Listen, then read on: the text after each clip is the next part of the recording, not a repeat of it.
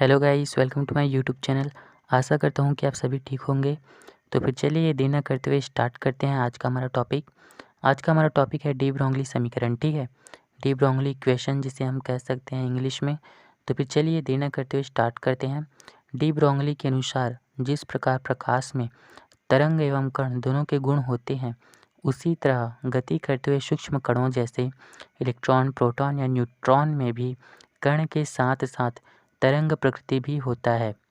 यहाँ पर de Broglie हमें कह रहा है कि जिस प्रकार जो है प्रकाश में तरंग और कण दोनों गुण होते हैं। ठीक है, आप लोगों ने पढ़ा होगा कि प्रकाश में जो है कण और तरंग दोनों ही गुण पाए जाते हैं। ठीक है, उसी को कह रहा है डी ब्रोगली कि जिस प्रकार जो है प्रकाश में कण और तरंग के दोनों गुण होते हैं, उसी तरह गति करते हुए सूक्ष्म कण जैसे इलेक्ट्रॉन, प्रोटॉन, न्यूट्रॉन में भी कण के साथ साथ तरंग प्रकृति होता है। मतलब प्रकाश की तरह जो है इलेक्ट्रॉन, प्रोटॉन, न्यूट्रॉन यानी कि सूक्ष्म कणों में भी कण के साथ साथ तरंग प्रकृति होता है, जिसे पदार्थ की द्वितीय प्रकृति कहते हैं। अब इसे द्वितीय प्रकृति क्यों कहते हैं, चलिए देख लेते हैं। क्योंकि यहाँ पर देखिए तरंग और कण दो प्रकृति हैं, तो फिर इसे द्वितीय प्रकृति कहते हैं। ठीक है, आप ऐसी समझने के लिए आप ऐसे समझ सकते हैं कि दो प्रकृति इसमें होता है, इसी वजह से इसे द्वितीय प्रकृति कहते हैं। ठीक, चलिए इसको देखते हैं, इसकी उत्पत्ति कैसे होता है। ठीक है, गति करते हुए इलेक्ट्रॉन जैसे सूक्ष्म कणों के लिए द्रव्य तरंग की गणना निम्नानुसार किया जा सकता है। चलिए कैसे करते हैं, इसकी गणना देखते हैं। सबसे पहले जो है आपको क्वांटम सिद्धांत जो है आपको पता होगा, तो फिर उसके हिसाब से देखते हैं। क्वांटम सिद्धांत के अनुसार किसी फोटोन की ऊर्जा, ठीक है, क्वांटम सिद्धांत के अनुसार किसी फोटोन की ऊर्जा आपको याद होगा, अगर नहीं है तो फिर देख लीजिए, याद कर लीजिए। E बराबर hv। ठीक है, इसको हम इक्वेशन नंबर 1 दे देते हैं। फिर हम देखते हैं इसके बाद आइंस्टीन का समीकरण आप लोगों को पता होगा, आइंस्टीन की सापेक्षता का सिद्धांत या फिर क्या बोलते हैं, ऊर्जा संरक्षण का नियम आप बोल सकते हैं। ठीक है, तो फिर E बराबर mc², ये इसका आइंस्टीन का समीकरण है। ठीक है, ये इसको हम इक्वेशन नंबर 2 देते हैं समीकरण।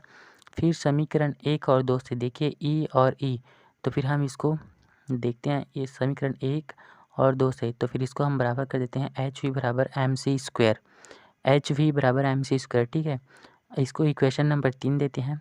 अब हम इसको लिख सकते हैं hv/c, यहाँ का एक सी जो है यहाँ आ गया। ठीक है, तो फिर यहाँ पर mc बच गया, इसको हम इक्वेशन नंबर 3 दे देते हैं। अब देखिए इस इक्वेशन को जो है हम इस प्रकार भी लिख सकते हैं। ठीक है, अब इस प्रकार कैसे लिखेंगे, यहाँ पर देखिए c बराबर वी लैम्डा। ठीक है, c बराबर वी लैम्डा या लैम्डा बराबर v/c या c/v। तो फिर यहाँ पर देखिए v/c है, तो फिर इसके स्थान पर हमने लैम्डा ले लिया। ठीक है, लैम्डा को रख दिया यहाँ पर, तो फिर यहाँ पर हो गया h/लैम्डा बराबर mc का mc। ठीक है, अब देखिए लैम्डा बराबर h/mc, h जो है इधर आ गया। ठीक है, अब देखिए लैम्डा बराबर h/p। अब ये p कहाँ से आया, तो फिर आप लोगों को मैं बता दूं कि जब आइंस्टीन ने समीकरण दिया, तो फिर आइंस्टीन का समीकरण आप अच्छे से जान रहे होंगे, तो फिर आपको याद होगा कि ये जो है द्रव्यमान है और ये जो है प्रकाश का वेग है। मैंने वहाँ पर आइंस्टीन का जो समीकरण लिखा, तो फिर वहाँ पर मैंने बताना भूल गया कि ये जो है द्रव्यमान है और ये जो है प्रकाश का वेग है। खैर मैं अभी बता देता हूँ कि ये द्रव्यमान है और ये वेग है, बट आपको पता होना चाहिए कभी, क्योंकि आप जो है आइंस्टीन के समीकरण पढ़ चुके हैं। तो फिर ये द्रव्यमान है और ये वेग है, तो फिर दोनों को गुणा कर देंगे तो फिर क्या आएगा, संवेग आएगा। तो फिर यहाँ पर संवेग आ गया p। ठीक है, p जो है संवेग है, इसको हम इस प्रकार से भी लिख सकते हैं।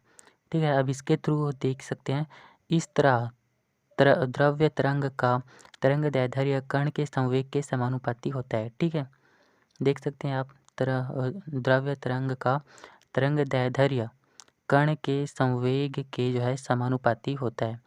आई होप आप लोग को अच्छा लगा होगा और आपके लिए हेल्पफुल हो रहा होगा ये वीडियो।